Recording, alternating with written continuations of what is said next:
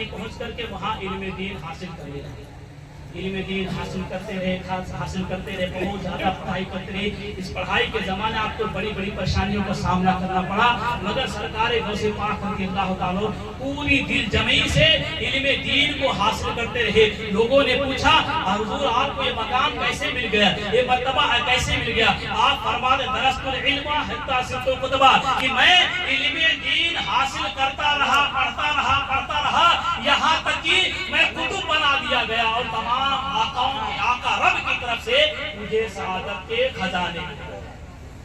اب سرکار غوث پاک کے بارے میں آتا ہے آپ علم دین حاصل کر لیے تو آپ کی تقریر سننے کے لیے 50,000 60,000 لوگ آپ کی تقریر سننے کے لیے آتے ہیں۔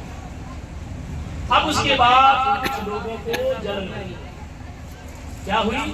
جلن ہوئی، حسد، کہ ارے یہ تو دور کا ہے، یہ دور کا ہے، بغداد کا رہنے والا نہیں ہے، اس کو یہ مقام کیسے مل گیا، اس کو یہ مرتبہ کیسے مل گیا؟ بغداد کے 100 بڑے بڑے عالم، 100 بڑے بڑے عالم اپنے وقت کے عالموں نے اپنے سینوں میں ایک مشکل سے مشکل مسئلہ رکھا ہے کہ جب سرکار غوث پاک تقریر بولنے کے لیے کرسی پر بیٹھیں گے اس ٹائم ہم آپ کو سوال کر کے پھنسا دیں گے اور معاملہ ہو جائے گا کہ جس کو اللہ عزت دے اس کو دنیا کا کوئی انسان ذلت نہیں دے سکتا۔ اللہ کی ذات پہ بھروسہ رکھیں، عزت دینے والا اللہ ہے، ذلت دینے والا اللہ ہے۔ جب انسان نیکی کے راستے پہ چلتا ہے، سچائی کے راستے پہ چلتا ہے تو اس کو ذلت کبھی ملے گی نہیں بلکہ ہمیشہ کامیابی ہی ملے گی۔ آپ مفتی اعظم راجستھان مفتی اشفاق شیخ صاحب رحمۃ کی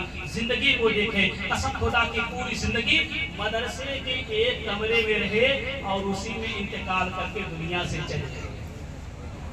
جو لوگ ان کی تاریخ راجستھان میں سرکار خواجہ بینواز کے بعد اگر کوئی دین کا کام سب سے زیادہ کیا ہے تو حضور مفتی اعظم راجستھان رحمۃ اللہ علیہ نے کیا۔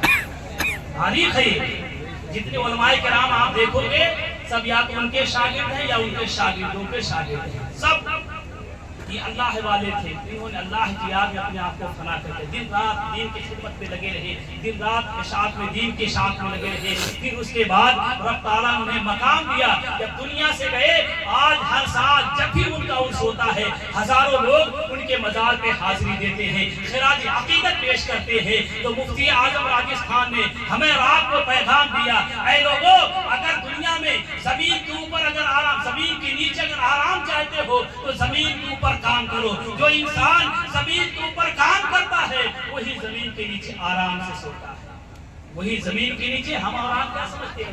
یوں ہی گھوم رہے ہیں، مطلب کر رہے ہیں اور اس کے بعد کیا ہے کہ قبر میں جائیں گے آرام سے سوئیں گے۔ قبر میں فرشتے اتنے جوتے ماریں گے، اتنے چپل ماریں گے کہ بھول جائیں گے ہم اور آپ۔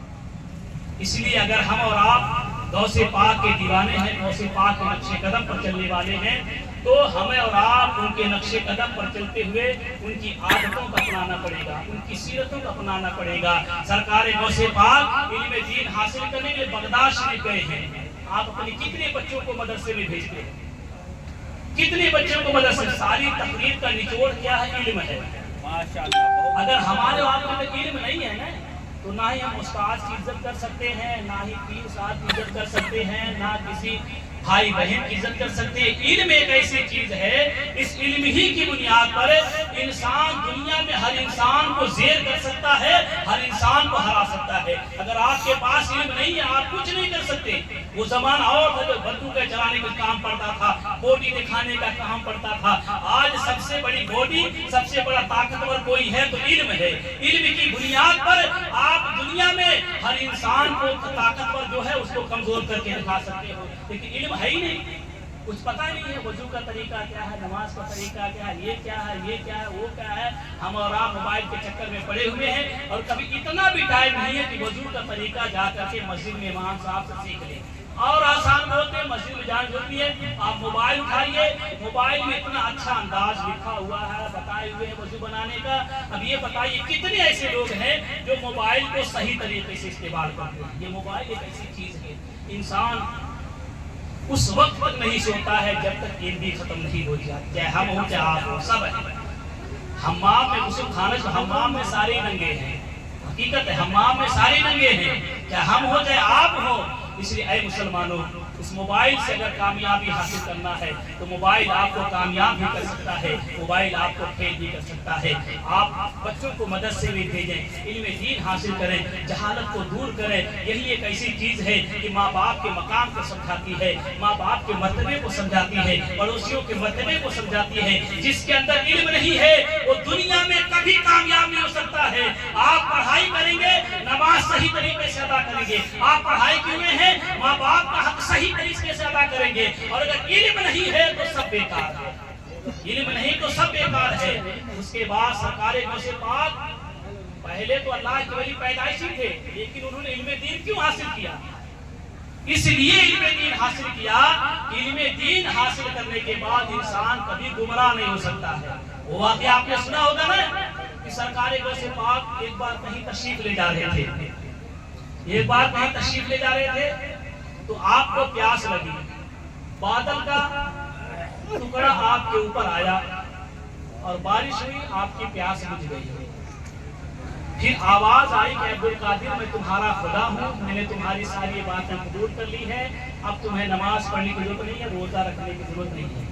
सरकार गौसे पाक होगी अपनी गिरिबान में झांक करके देखते हैं, रसूल पाक पे कभी नमाज माफ नहीं हुई, सिद्दीक अकबर पे कभी नमाज माफ नहीं हुई, फारूक आजम पे कभी नमाज माफ नहीं हुई। ऐ अब्दुल कादिर तू कौन होता है कि तेरे ऊपर से नमाज फर्ज जो है वो साकित हो जाए, फर्जियत जो खत्म हो जाए। सरकार गौसे पाक समझ गए ये हो ना हो शैतान जरूर है। आपने ला हौल पढ़ा, ला हौल वला कुव्वता जवाब पूरा पढ़ते हैं, वो बादल जो था वो धुएं में बदल जाता है और आवाज आती है अब्दुल कादिर तुझे तेरे इल्म ने बचा लिया है, वरना इस मर्तबे पर पहुंचे हुए 70 लोगों को मैंने गुमराह कर दिया। सरकार गौसे पाक फरमाते हैं मरदूद तू मुझे अभी भी धोखा देना चाहता है।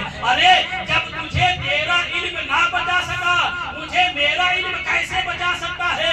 अरे मुझे तो मेरे रब के फजल ने बचा लिया है, वरना मैं तो बर्बाद होने वाला था। तो इल्म हासिल करने के बाद अल्लाह का फजल भी जरूरी है, तो आप अपने बच्चों को इल्म दीन सिखाएं। सरकार गौसे पाक इल्म दीन हासिल करने के बाद बहुत बड़े आलिम दीन बन गए। तो 100 आलिम जब आप स्टेज पर बैठे तकरीर बोलने के लिए अपने अपने दिल में एक मुश्किल मसला रखा, अब सरकार गौसे पाक को फंसाएंगे और उसके बाद ऐसा ऐसा करेंगे।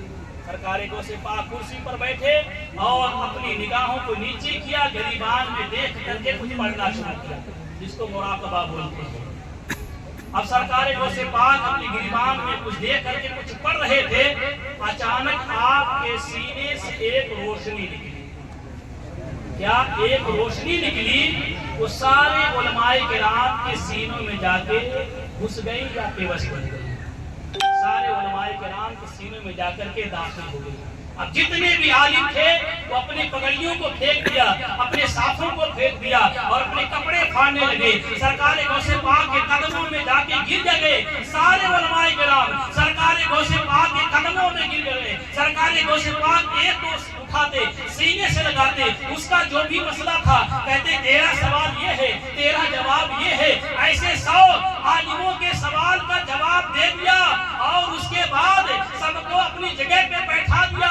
इस रिवायत के लिखने वाले लिखते हैं मैंने उन आलिमों से पूछा अरे तुम्हारा क्या हाल हो गया था? वो कहते हैं जैसे ही हम सवाल के लिए सरकार गौसे पाक की मजलिस में बैठे, अचानक हमारा सारा इल्म खत्म हो गया और हमें अपने इल्म के जाने पर बड़ा अफसोस हुआ, करीब था कि हम पागल हो जाए। मगर सरकार गौसे पाक ने जब हमें अपने सीने से लगाया, हमारा सारा इल्म वापिस आ गया। बल्कि एक तारीख लिखने वाले मौलिक लिखते हैं कि उससे ज्यादा हमारे सीने में और ज्यादा इल्म आ गया। इसलिए हम क्या है तसल्ली के साथ अपनी जगह बैठ गए। किसी शायर ने कहा है जब उनके गदा भर देते हैं शाहाने जमाने की झोली, मुहताज का आलम है तो मुख्तार का आलम क्या होगा। ये सरकार गौसे पाक का मकाम है, ये सरकार गौसे पाक का अजमत है, ये सरकार गौसे पाक को रब ताला ने मकाम अता फरमाया। आप फरमाते हैं कि मैं एक वक्त ऐसा था कि मैं खाने काबा का तवाफ करता था, फिर रब ताला ने जब अल्लाह की याद में फना हो गया, याद इलाही में फना हो गया, रब ताला ने मुझे मकाम अता फरमाया कि खाने काबा मेरा तवाफ। बोलो सुभान अल्लाह, खाने काबा मेरा शक होगा कि ऐसा